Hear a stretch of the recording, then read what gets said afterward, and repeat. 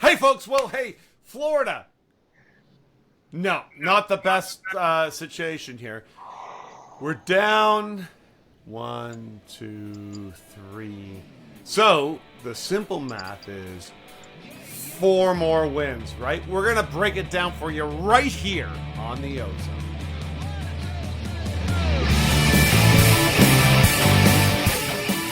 You're in the offensive zone, your place for Leafs hockey.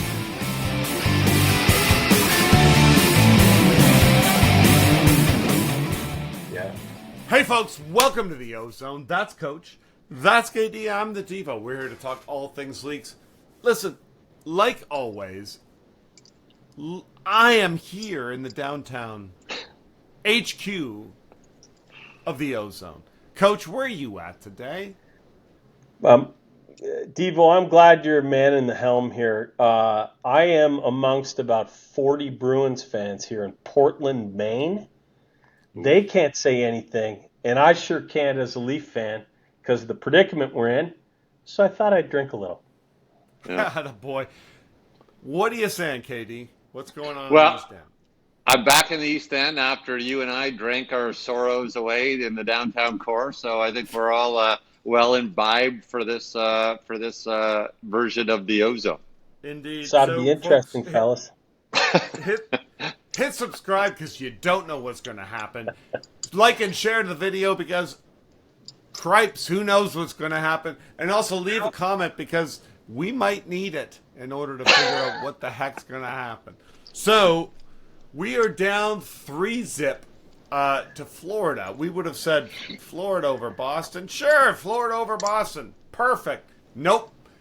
Florida is clearly legit. I've been saying that for a while, and everyone's now realizing it's a whole hog. We've tried a bunch of stuff. We gave them the old 11-7. That didn't work. So have we run out of ideas? Are we stuck? Are we done? Coach, I'm going to go to you first. We're down 3-zip. Is there any salvaging this thing? What's next for the Leafs? Yeah, we're back where we started, eh, fellas? Hold on. We did already get a comment on this one. It's from Betty Ford, wondering when we're going to check in. Yeah. So, I mentioned earlier in an earlier pod in this series, like we were elated. We really, honestly, none of the three of us, this is no joke. This isn't for the cameras. This isn't for our dozens of subscribers. We really didn't know how to react when the Leafs got out of the first round. It's been so long. Yeah. And the nature of that series and how the Leafs got through it without playing their best, they played one good game, right? Right. It left us not knowing how to feel. And I think I said after the second game, I'm not upset. I would have been pissed if we were down 2-0 against Tampa. Yes. But down 2-0 against Florida, I'm not, because I think this team's past it. And I think they're going to come with their best game of the series in Game 3. Well, things have changed for me. I am irate. I am pissed at the effort given in Game 3. How do you come? Now, I know it's a 3-2 overtime loss. They were in it, but that is the worst game of the series. None of the four big guys have scored in this series. I'm past, it's worn off for me. Just show up. Just make it a series. And we're down 3, where it'd have to be something Herculean, even just to get back in this thing, much less win it. So all that is rubbed off, and the stark reality is the same. It's a week and a half later than we thought, but these are the same Leafs. This core is the same core, and it's just so frustrating. So frustrating. Guys, ever since we started this thing, I have been in the position that this team is not constructed to win the playoffs. You know this, right? Yep. I couldn't have been happier to be wrong for one fleeting 1 week period earlier this spring. And now it turns out unless something crazy happens. I was right. I was so happy to be wrong, and now it seems to be that way. So I'm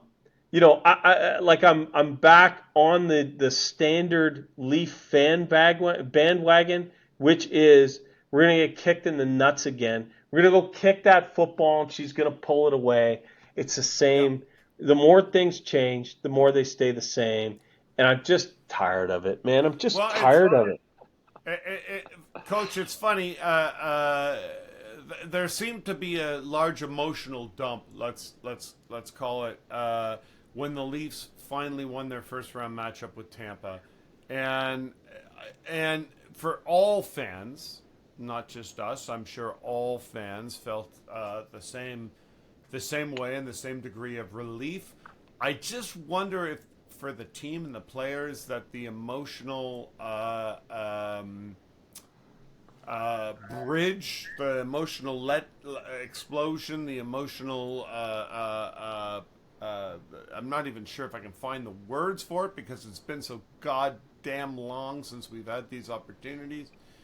But I wonder if the players have felt the same thing, and they've come up late for this series, and it's really starting to show. Katie, what do you think? We're down 3-0 Florida.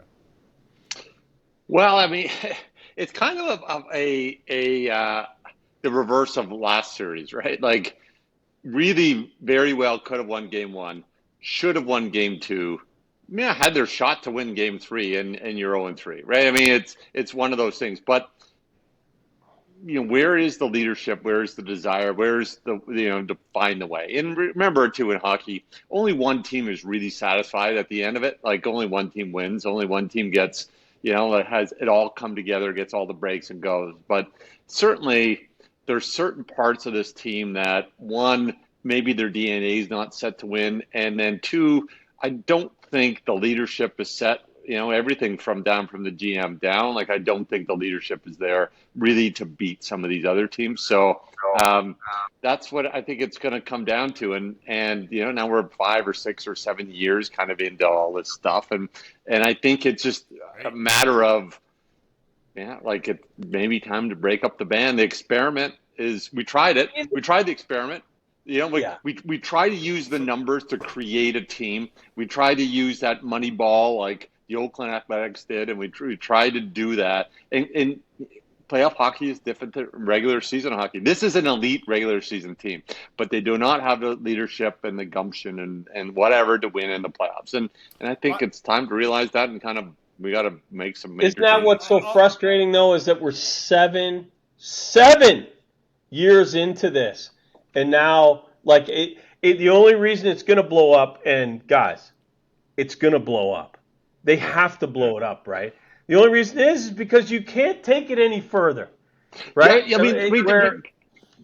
Truth be told, though, Scotty, like the reason why they got there so much is their talent. They have like supreme talent, right? And that's why they got paid so much at a young age, and that's why they've overachieved maybe a few years ago. But at the end of the day, it takes big, scary men who play mean, tough hockey, and those are the guys who end up winning the cup. And the great talent got them so far, and it's just not. There are not enough people in the team to play that playoff style hockey. But I mean, truth be told, like there's tremendous talent on this team, and it's not a time. And they're also really young, so it's not a blow up. We got to like tear it down and get draft picks and start again. Hopefully, you can move a few pieces and get different pieces in. But I think what you're describing, though, what you're describing was absolutely perfect after Washington.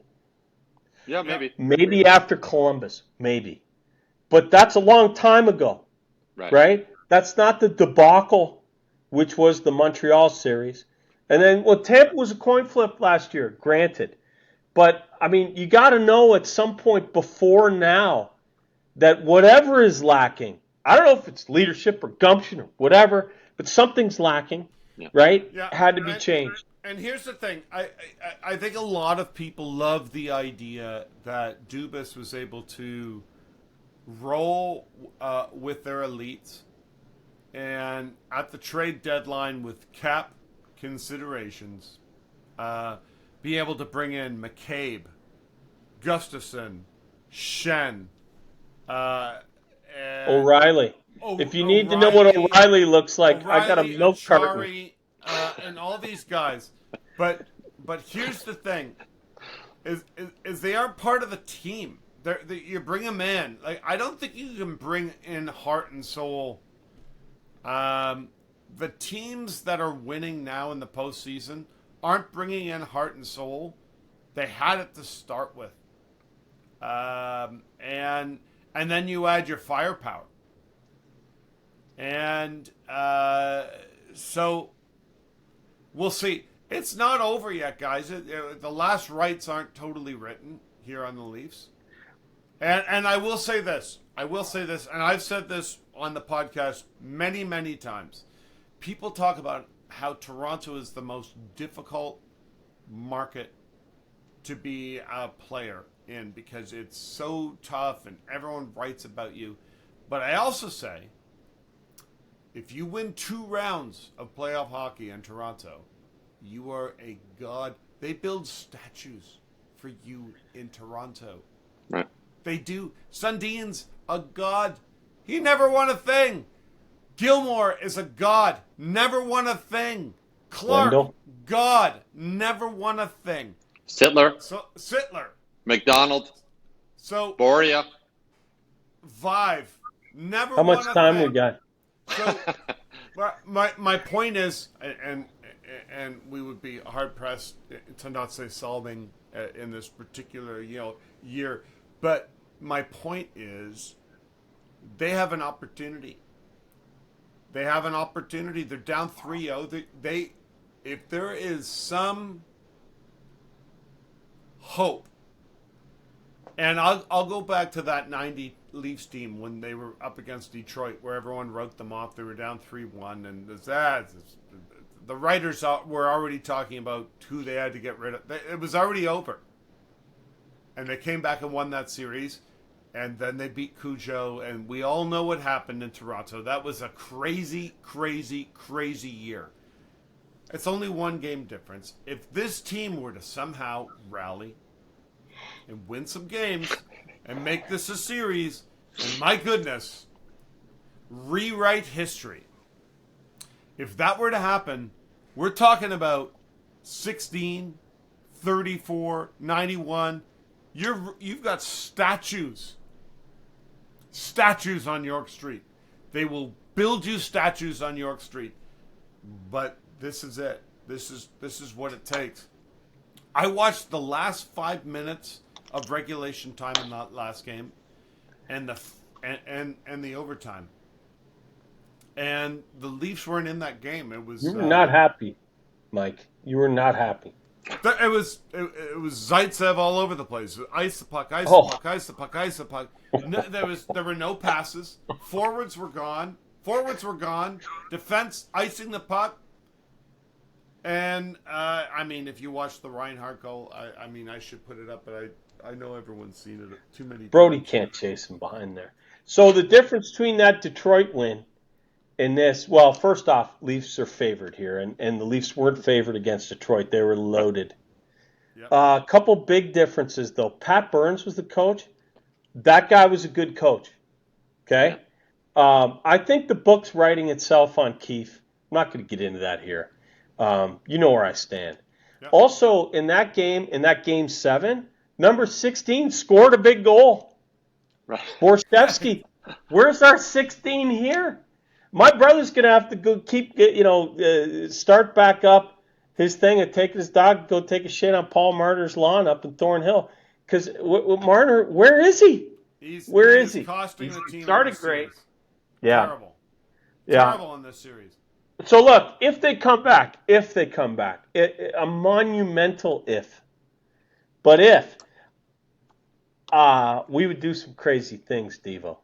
Like I would commit to doing something nuts. I would, not only would I walk to the bakery in a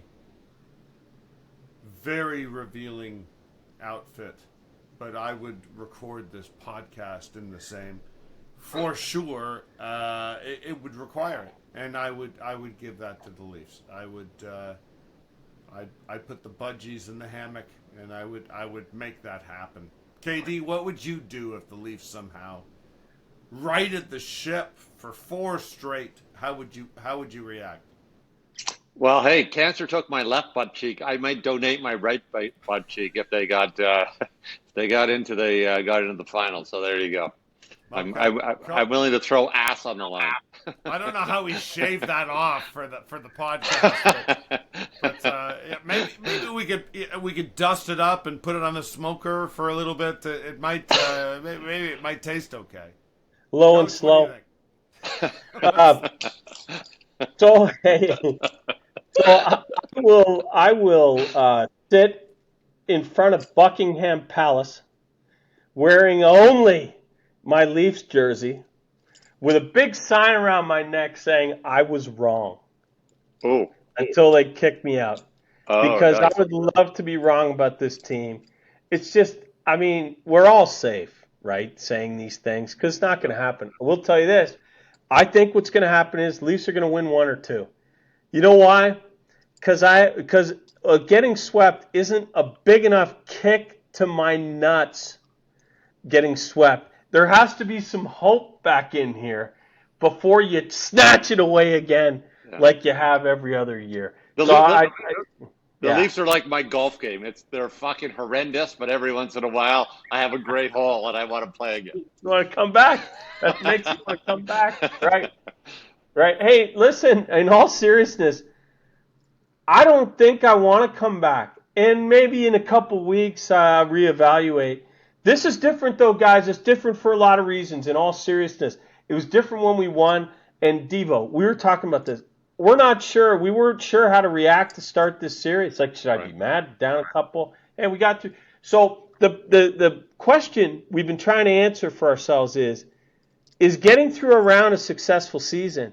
And it may have been if we took this to 7 games. It may have been if Boston had won and we lost to Boston, who had such a tremendous year. It may have been. But I'll tell you what, it's not now. It's not. It's not the way that it's gone right now. Unless and until you go win 3 straight and then get kicked in the nuts in Game 7 again, which you know is going to happen. So this is it. This is it. This is the essence of being a Leaf fan. We can't have good things. Even when we had good things, it's going to turn right back around. For 4 days, 4 days, we had happiness. Not even 3 days. And then here's where we are. Okay, so before we look forward to the next game against Florida, and while we're wallowing in the pit, I don't want to get out in front of it. Let's look forward to Florida. Okay, so keep it together. No crying. No crying. So the way I see it is, Game 1, the Leafs dictated play. They owned that game, and they lost. A couple of bad mistakes, a weak goal. Game 2, 1 weak goal. The Leafs totally dominated play, and we lost. Game 3 was the Leafs' worst game, and it was Florida's best game. So Florida's been coming on, and the Leafs have been coming down. So they say in sports, the hardest thing to do is put a team away. Although, as Leafs fans, we would say, well, Christ, the Leafs never win do-or-die games. They've only won 1 in 10 or whatever that we've seen. 12. So, 12. Okay, thanks. Dominic Ducharme put us away for the Habs. And as I said, he's serving chicken in a Saint-Hubert and Dollar des Armeaux right now. So, maybe not the hardest. So Love, hey, Saint-Hubert, we're looking for sponsors. Yeah. Love the skin. Love the skin, love the sauce. Take Okay, that, Switzerland. So what has to change here for the Leafs to move on? I think it's pretty safe to say Samsonov won't be starting in goal the next game. It looks. Yeah, did Luke Chen have to finish every check?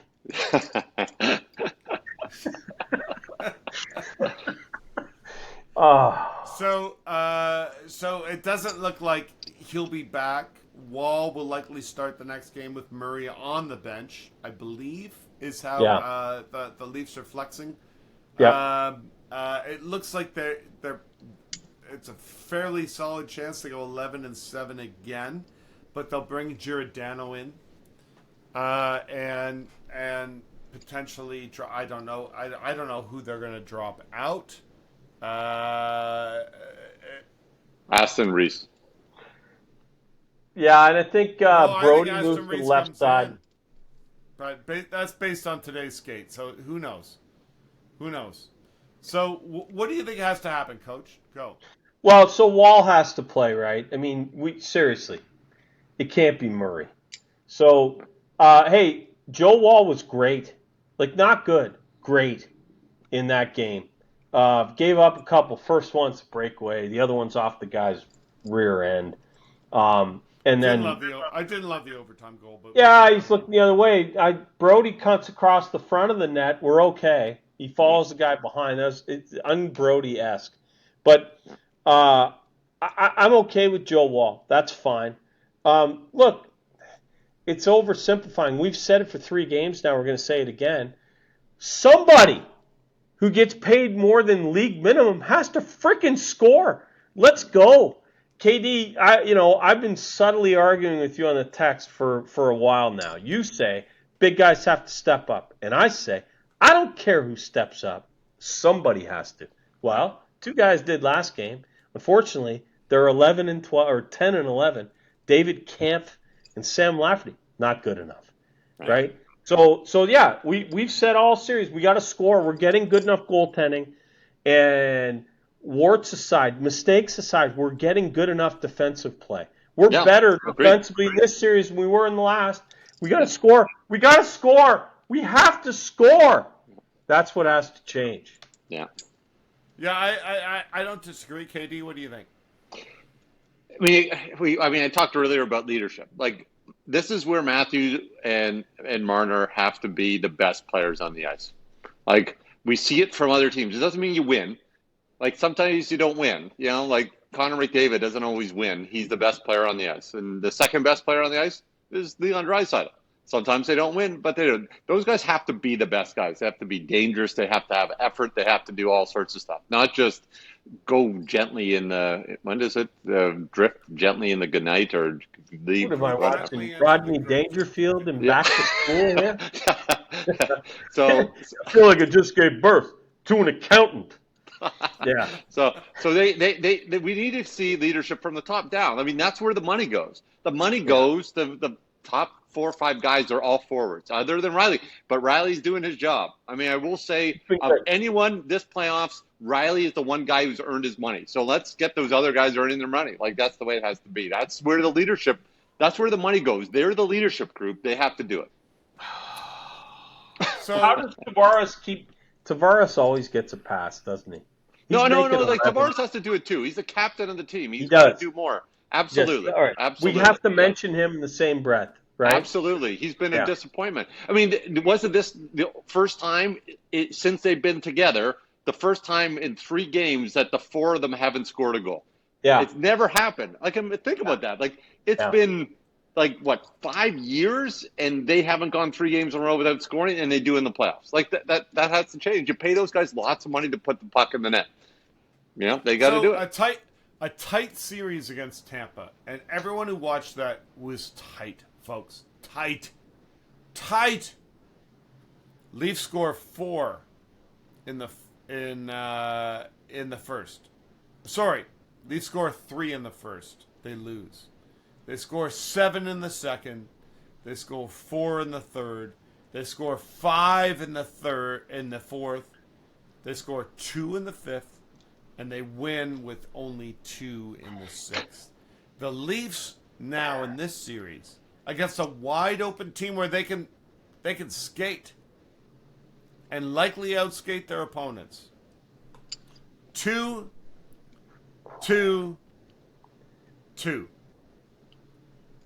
So what's it? So what are they averaging? Like a goal and a half a game? So it becomes like, to me, it's crystal clear you got to score at least 4 to win these games because you're giving up 3 in almost every one. So you got to score 4. 2's not enough. So I agree with you, KD. Like the Stars. Well, I think that we have to. These young guys have to look at this. Pressure is a privilege. Like they're thrown in this situation. This is their opportunity to be masters. Like to etch their name in history, and they're not doing it. Like they're letting the opportunity slip by. Yeah. So they got to take this pressure and look at it as an opportunity, not look at it as like it's scary or it's tough or it's paralyzing, right? So it's a privilege, and it doesn't look like they're the ones. I mean, and truth be told, Florida's 6-0. They won their last 6 games. Yeah. Everything is going. So it's easier said than done. You have to break their mojo, but it shows you got to really, really step up, do everything right, be mean, do whatever you can, even if it means hitting a guy from behind or sticking him or like doing something, being dirty, doing something to be different to win a game. Like, and that's what it takes to win the Stanley Cup. Like it's the hardest trophy to win for a reason. Should we get Kyle Clifford? Yeah, he'll do those things. I'd be willing to give it a shot. Right, like this way isn't going the right way. So, right? so other than the last game where I think the Leafs came out and dominated the first period, like they have actually, which I believe they've dominated the first half of the first period in every game so far in this series. I think we're all in agreement on that. But I think they dominated the first period. They've lost the second period in every game. And they did that a lot in Tampa as well.